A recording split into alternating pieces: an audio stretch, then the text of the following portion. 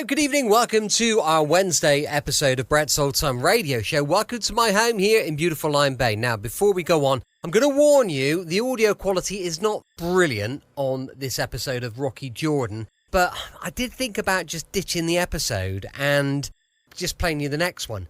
But we've got so few left now, it just felt wrong to miss any out. So if you're not happy with it, I do apologise. I'll give you your money back totally on this episode, okay? So you could have this one for free. Is that fair? I think so, isn't it? It's not 100%, and I apologise, but I think really we want to hear it, don't we? It would be a shame to miss out. Thank you for joining me once again for our regular late night visit to those dusty studio archives of old time radio shows right here at my home on the south coast of the United Kingdom. I'm Brett, I'm your host for a Nighttime Podcast. Welcome to another episode. Remember, we've got Facebook, Instagram and YouTube. There's loads going on. I post on there most days. So there's little bits and pieces, little video clips to see. I'm planning later in the week to pop along to a couple of our local bookshops and to see if I could get them to stock our new book. Oh, did I mention we've got a book? You can find it on Amazon at the moment. It's called Sunday Night Mystery. And I honestly think if you go and check it out, I reckon it's a bit of you. I wrote it really with you in mind. It's sort of the scripts and a bit more information about the stories that we do on Sunday Night Mystery, the podcast. So give it a look. And I'll tell you what, I'll sign it for you. How does that sound? Little signature, little personalisation. That'll probably devalue it, to be fair. But let's not worry about it. We've got a supporter page, patreon.com/Sunday Night Mystery. Go check that out if you could. Now then, time for our latest adventure with the brilliant Rocky Jordan. As I mentioned, audio's okay, but not 100%, so I apologise. First broadcast on the 4th of June, 1950. It's called The Word of a Bishop. It's the Rocky Jordan Show. And I'm Rocky Jordan.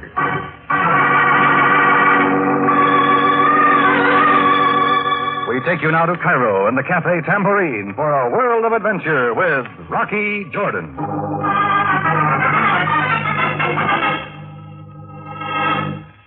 It started with a timid tapping on the door to my office.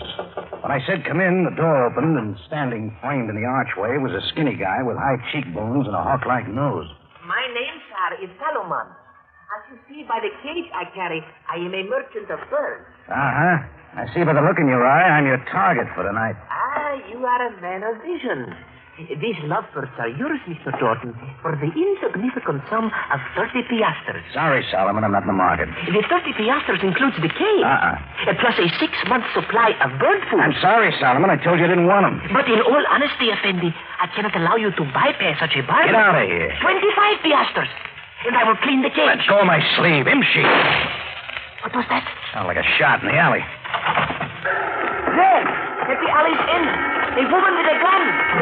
At the end of the alley, some 50 feet away, stood a girl in a white dress, bare at the shoulders, her profile silhouetted in the hazy light of a street lamp. She was using both hands to aim an oversized revolver at a cringing figure.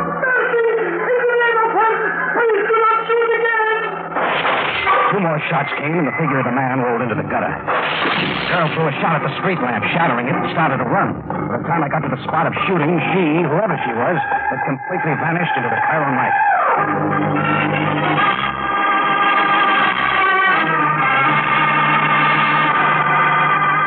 The Cafe Tambourine, crowded with tourists, camel drivers, women, sheets, forgotten men down on their luck, the lonely and the lost.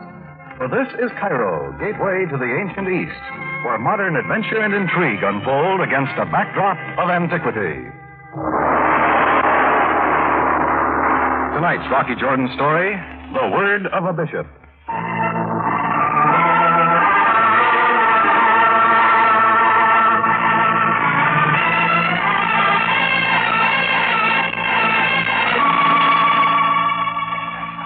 Well, it didn't take long for the Cairo curious to swarm around the place like a bunch of summer flies. I put in a call to Captain Sam Sabaya, Cairo Police, and soon he and Sergeant Greco made their appearance. Now, Jordan, what do you know of this? Very little, Sam. I was in my office having a verbal bout with a seller of birds named Solomon. He's around here someplace. We heard a shot, looked out my back door, and saw a woman pour a couple of bullets into this guy. Before I could do anything, she was gone. Mm-hmm. The size of the wound, I assume a large caliber pistol was used. That is rather unusual for a woman. You know this man? Never seen him before. Well, let me see the identification upon his person. No passport, no billfold, apparently no identification of any sort. Now, are there any of you here who can inform me of the identity of the dead man? Oh, come, speak up. Do any of you know him? I do, Captain. Who speaks? Oh, that girl over there, Sam. The name of the dead man, Captain, is Robert Deidre. My husband and I have just consummated a business deal with him. I believe I know why he was killed. I see. Jordan, may we use the quiet of your office to go into this matter more fully? Sure, Sam. Come on. Captain, you might send a messenger to the bar of the hotel to meet Deidre second up the street. My husband's there, Ralph Keene. Yes? He knows as much of Mr. Deidre as I do. As you say, Mrs. Keene, I wish to get to the bottom of this killing as quickly as possible.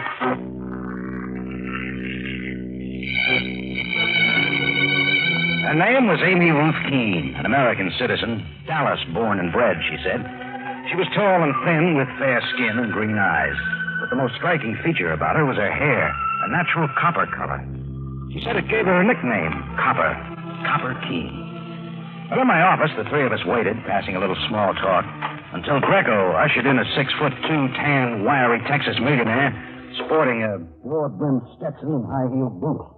Amy Ruth, what's all the excitement? There's a crowd in the street Mr. Deidre's been killed, right? Killed?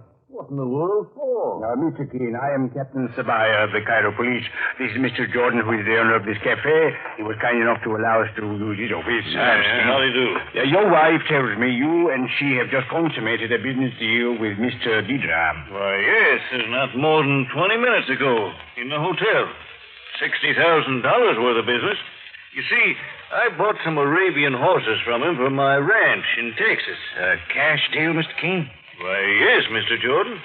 Mr. Deidre wanted it that way. He was an agent for some sheik or other who wanted American dollars. Well, there's your motive, Sam. Robbery. The girl who shot Deidre must have known he was carrying the money, robbed him, and killed him. You say it was a girl?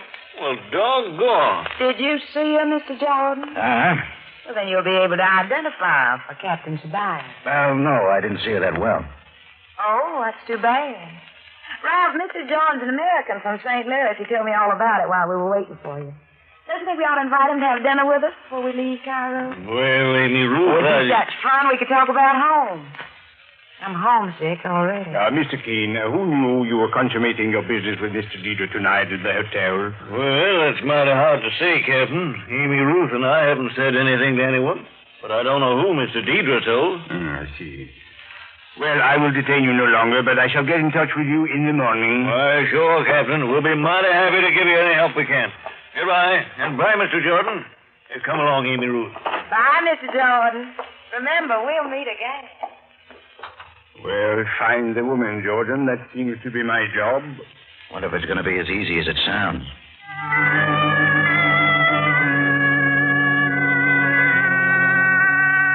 Sam left, and the next morning at 8 o'clock, my phone rang. It was Sabaya again. He wanted to see me in his office right away, and I could tell by his tone something had happened. I made it over there as soon as I could. Jordan, I want you to meet someone. Would you be kind enough to introduce yourself to Mr. Jordan, sir? Most certainly, Captain. My name, Mr. Jordan, is George Ronald Heatherbrook. As you can see, I'm a minister. Actually, I'm a bishop, and my home is in Manchester, England. I happen at the present time to be traveling around the world. That he was a man of the church, the reverse collar he wore, told me before he even spoke. His hair was white, his face ruddy, and he wore a lightweight, soft gray suit with a black vest. It was easy to see he was a man of great self-assurance. Jordan, I want you to tell Bishop Heatherbrook what you told me last night about the Deidre killing. Well, a bird seller and I were in my office when we heard a shot. We looked out my back door and saw it. A girl in a white off-the-shoulder dress fired 2 shots into Deidre and then escaped. Now, Bishop Heatherbrook, will you be good enough to tell Mr. Jordan what you told me about the Deidre killing? Certainly. I was sitting by the window of the boarding house across the street. I heard the first shot and looked out the window to see what was going on. I saw the person fire 2 shots, as you say, and I saw Mr. Deidre collapse. Then I saw the person flee. Well, that jibes, Sam. That's exactly... One moment, Jordan. Continue, please. The person who shot Mr. Deidre was not wearing a white off-the-shoulder dress. Actually, the person was wearing a dark coat with dark trousers, and the person was not a girl at all, Mr. Jordan. It was a man. Man, what is this? Thank you very much, Bishop Heatherbrook. That will be all for the moment. You have my address if you wish to speak to me further. Goodbye, Captain.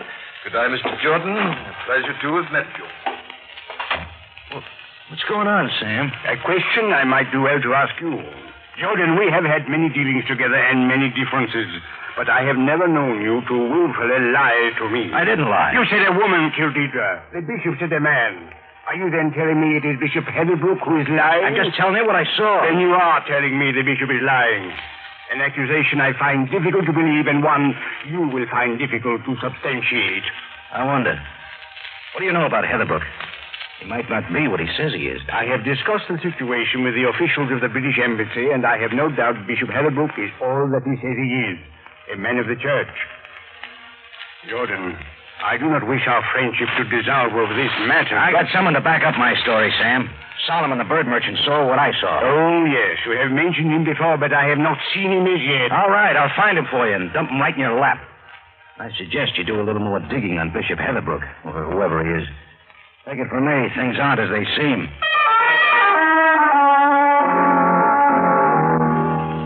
Sam was right about one thing. There was a lie in it someplace. Deidre wasn't killed by both a man and a woman firing the same gun. Well, Solomon could substantiate my story, so I started into the Cairo night to find him. I spent hours at it, checking bakers, the wholesale bird market, and a sand diviner at the Felek Bazaar. That's when I spotted a figure, slight of build, pale features, walking some paces behind me. A tail job. I ducked into a doorway and waited for him to come by. All right, Shadow, turn around.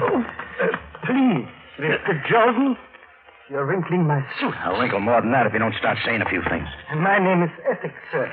It has come to my attention that you are searching for a man named Solomon, a merchant of birds. That's not news. Now tell me something I don't know. Patience, Mr. Jordan. I find it unwise to talk without previously arranging the remuneration. I've offered £5 for Solomon's address. Then perhaps I do not wish to speak for so small a sum. I'm not in the mood for games. Now, come on. Where does Solomon live? Oh, I will not tell. I will not. No. Oh, 16 Sharia Mutar. Well, you can lie with a straight face, but you better try again. I tell you, Mr. Jordan, that is the slave. Oh, my arm. You're hurting it. All right. 7:35 on the Sharia El Shamir.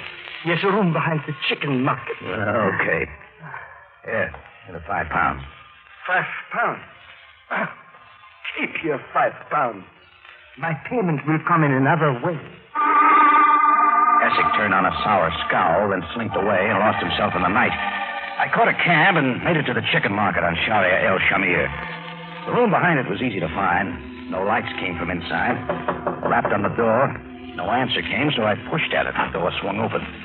Light from the street lamp went into the room with me. Solomon's room, all right. A bird cage in the corner, 2 lovebirds perched close to each other, cooing away. Told me as much. But what was more interesting was the figure on the bed. My corroborating witness, Solomon, the merchant of birds. He was dead.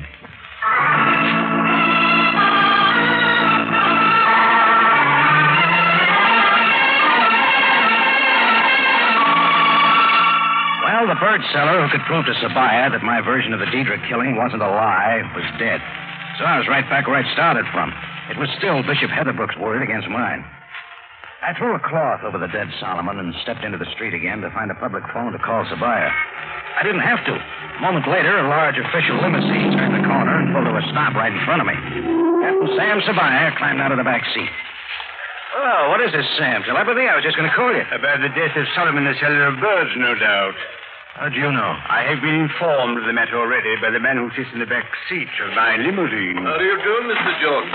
We meet again. Well, Bishop Heatherbrook. Yeah, you remember my name. I'm flattered. I got a reason to. How'd you know Solomon was dead? Why, I presume the same way you did, Mr. Jordan. I saw him. So did the man who killed him. Jordan, watch your tongue. Oh, it's all right, Captain. Mr. Jordan meant no offense. He was simply stating what is true. What were you doing here in the first place? Jordan, the bishop does not have to answer your questions. But I don't mind at all, Captain Savayam. Then you will excuse me. The sergeant and I have work to do in Solomon's room. Come along, Sergeant. Mr. Jordan, I came here, even as you did, to speak to Solomon. I had said that it was a man who killed Mr. Deidre, and you had said it was a woman. Well, we could not both be right. I wish to see if Solomon would really have substantiated your story. Now, I guess we won't know, will we? I guess not. All of which still makes me wonder why you said it was a man when I know it was a woman. And I wonder no less, Mr. Jordan, why you said it was a woman when I know it was a man. I can see you trust yourself more than you do me, but it's quite natural, of course. I wonder if you believe I am who I say I am. People have passed themselves off as other people. Oh, the British Embassy has vouched for me. The police officials in Manchester, England, will vouch for me, too. So will His Eminence, the Reverend Josephus Wadey of the Coptic Church in Alexandria. A formidable array of people on my side. How can you challenge them at all? You're making it awfully tough. But there's one thing I can do. What is that? Find the girl who killed Deidre.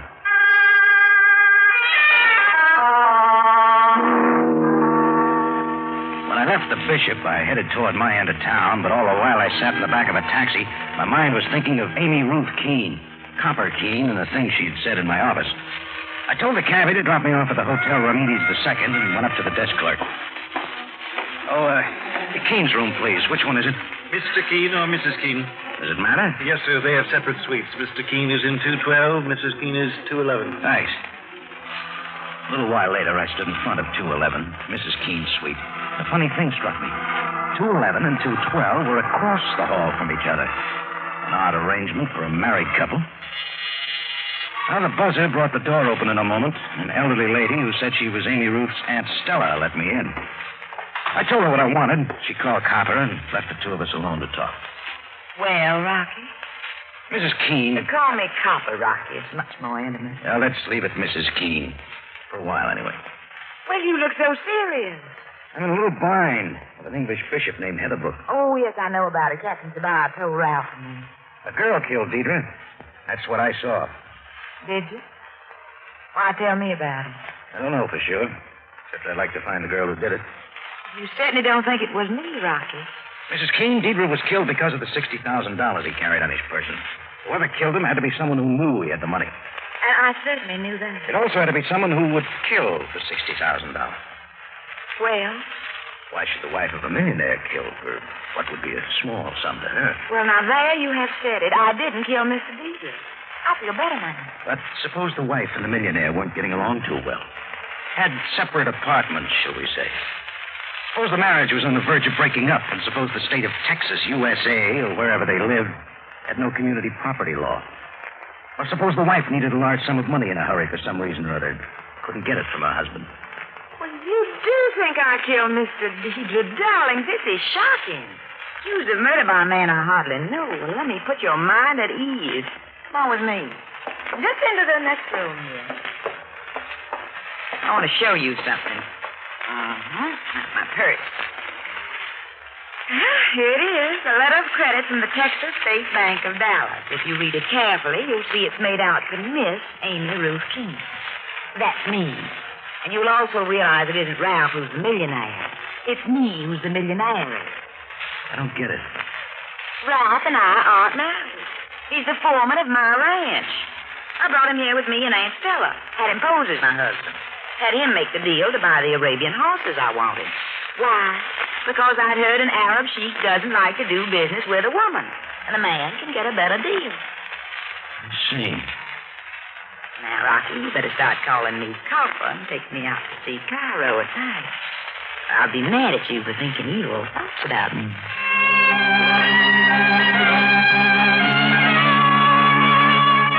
Well, she was dressed in 15 minutes, and we started to make the rounds, even though I wasn't in a festive mood. El Kami's Club, the House of Pharaoh, the Little Paris Club. Copper liked them all. At 1 o'clock, we were sitting at a corner table in the exclusive Key Club, sort of rendezvous for visiting dignitaries from foreign lands. Copper liked that place, too. Well, I must say, Rocky, I couldn't have picked a better guide, but I sure could have picked a gayer one. Oh, sorry, Copper. Must have been thinking about something else. Like you have been all evening. The Deidre killing, isn't it? That's the bishop that bothers me, I guess. I'll let it go. I'll try to... More entertainment, Rocky. Introducing the internationally famous dance team of Sandro and Desoli. For your pleasure.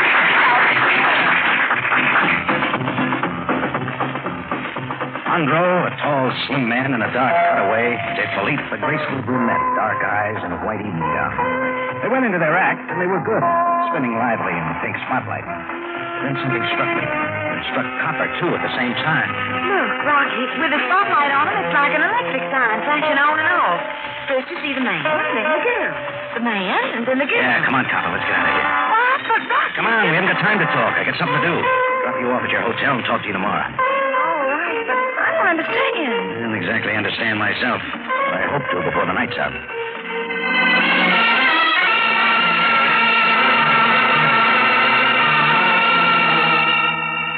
I dropped Copper off at a room at Hotel Remedies II, walked down to the lobby, and found a phone. A moment later, I had awakened the good Bishop Heatherbrook. Hello? Bishop Heatherbrook, Jordan. Oh, Mr. Jordan. Answer one question for me. Who told you where to find Solomon? Well, indeed. Oh, a slight, very pale-faced young man. I can't remember his name. Essex? Yes, that's it. We met in the lobby of the Hotel Remedies II. I believe he has a room there. Well, he couldn't have picked a better place. I'm there already. Thanks, Bishop Heatherbrook. Sleepy desk clerk gave me Essex's room number. A knock on the door brought no answer, but a sleepier elevator man loaned me his passkey. Inside Essex's room, I wasted no time. I started with the bureau drawers. Nothing there but a lot of soiled clothes. Next came the desk by the corner window. Nothing there but hotel stationery. Then came the closets. A locked suitcase looked promising. I pried it open and looked inside. Lying right on top was a photograph of Essex himself. A theatrical photograph of Essex in dance costume. One look at the costume told me the answer. Both Bishop Heatherbrook and myself had told true stories of the Deidre killing.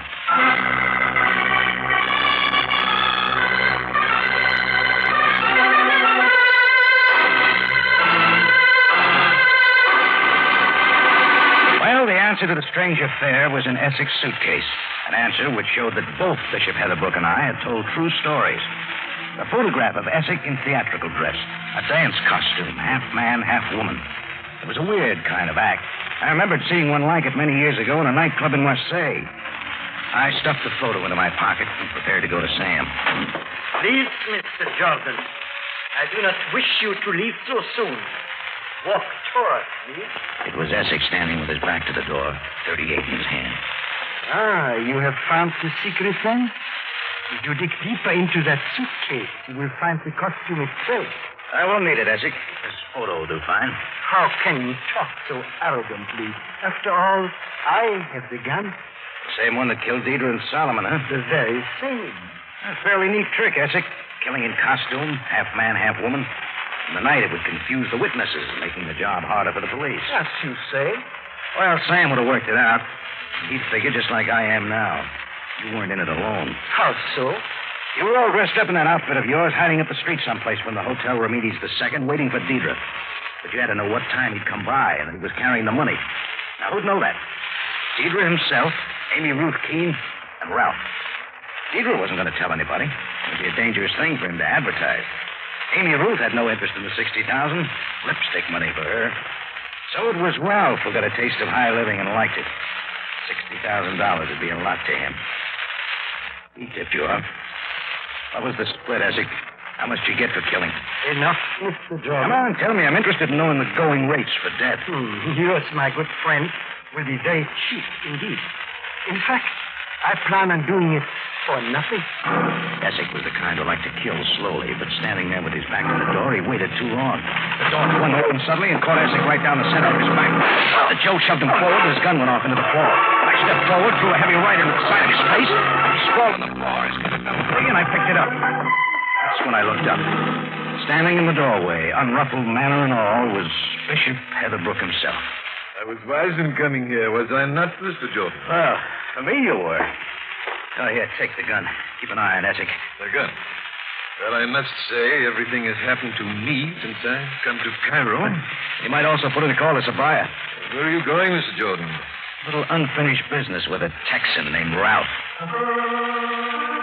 I took the stairs two at a time, and a moment later was rapping on the door. Sleepy Ralph opened and was a little annoyed that I woke him up. He was more annoyed when I told him what had happened, but he didn't put up much of a fight. The cowboy was caught with his boots off.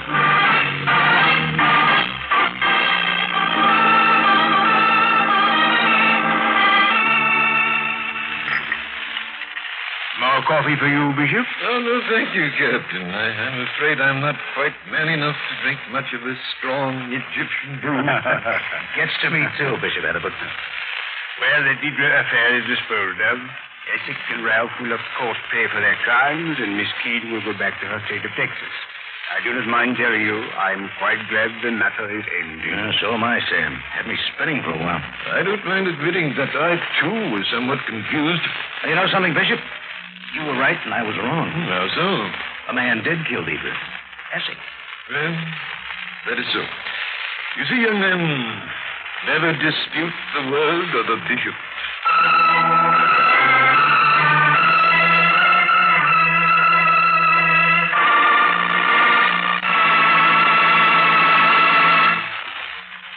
Rocky Jordan is a weekly presentation of the United States Armed Forces Radio and Television Service.